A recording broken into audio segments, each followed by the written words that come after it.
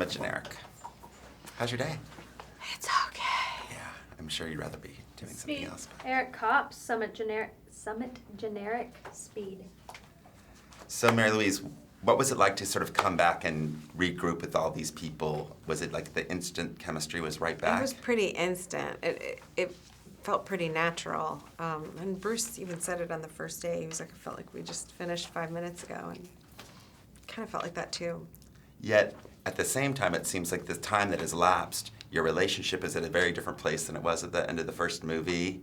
Can you talk a little bit about what sort of happened sort of in between one and sort of where we open in two? Yeah, they've sort of settled into a life of, well, for her, it's a boring Costco, sort of like not what she really envisioned for herself. She was craving adrenaline and drama and excitement, and she ended up with this man who was very exciting, but who all he wanted to do was protect her and keep her safe, which is not what she wanted.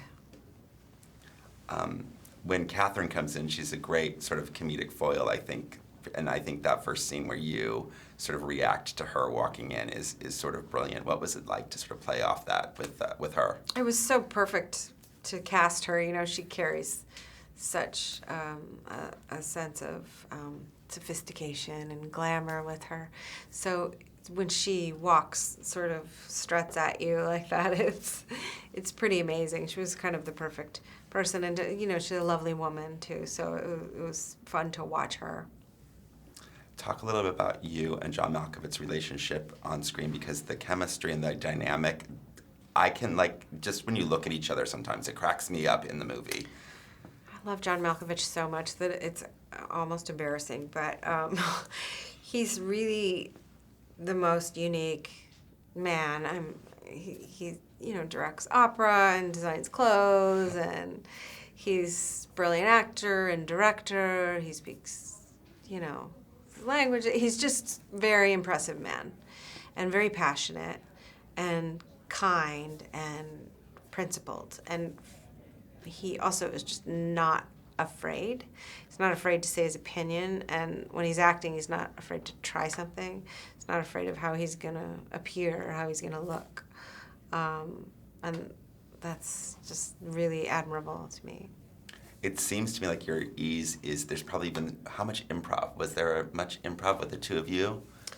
There was a fair amount of invention on the day between us, and Dean really encouraged that, and Dean is so lovely to be around, and just sort of was very free with saying, I don't know what's going to happen, don't worry about that, we'll fix that later, just try whatever you want to try. So he made us feel really comfortable just sort of making our own world together. They say that comedy is really hard.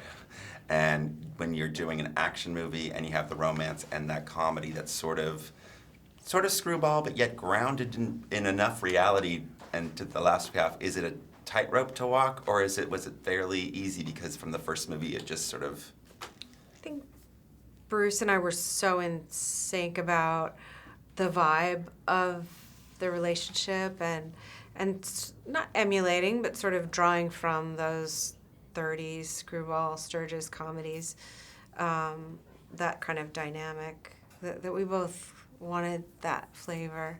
And I think that's what, that kept it fresh and kept it fun for both of us. In this movie, there's some interesting driving going on by you. Yeah. Can you talk about that?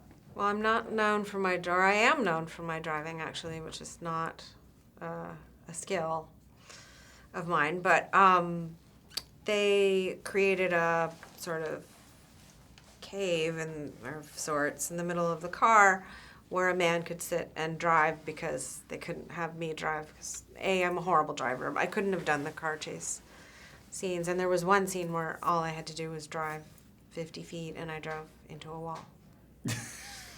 How did that go over on set? So Dean loved it so much, and had them put it on a loop so he could watch it over and over and over, and just each time with newfound hilarity. He just didn't seem to get tired of watching me drive into the wall. And then what about the other newcomer, Anthony Hopkins, and Bayonne? Yeah, Anthony Hopkins is someone I could just watch. I would love to see him on stage. I just feel like the luxury of watching him for 2 hours sort of would be incredible. And he even in the takes where I couldn't see his face, or he was behind me, or he was in half light, or across the room, he just is, and different on every take, and inventive, and invested, and he's a complex man, interesting, And lastly, I want to ask about Helen, because I also think your chemistry together is really unique and interesting. There's almost this sort of, not mothering, but there's an interesting, when you first see each other again, you could just kind of in your eyes sort of see this connected light or something. I can't, Yeah, she sort of took on this like maternal vibe with my character, which I thought was really brilliant, the way she did that, and it just sort of seamlessly. She invested a lot of it with that, the way she would dispense advice and the way she sort of treated me was, I thought that was inspired of her. And all of the things like shooting guns and whatnot, I mean, because that's not what I think of when I think of Mary-Louise Parker. Yeah. Was that fun because it was so not who you are, or was it like, oh, I still don't like guns, I wish I didn't have to touch it? I just hate them. I don't want to have to touch them. I liked, acting that part of the character and her dynamic with the weapons and how she feels about them, because it's so polar from the way I feel. But as soon as they say cut, I don't even want to touch it. Totally understand that. And so there's a lot of talk about 3. Would you be excited to come back and go down this journey again with this group of people? Yeah, sure. I would love a warmer location. Would be nice. That would be my only real request. But I would love it. Great. Done. Thank you. Thanks.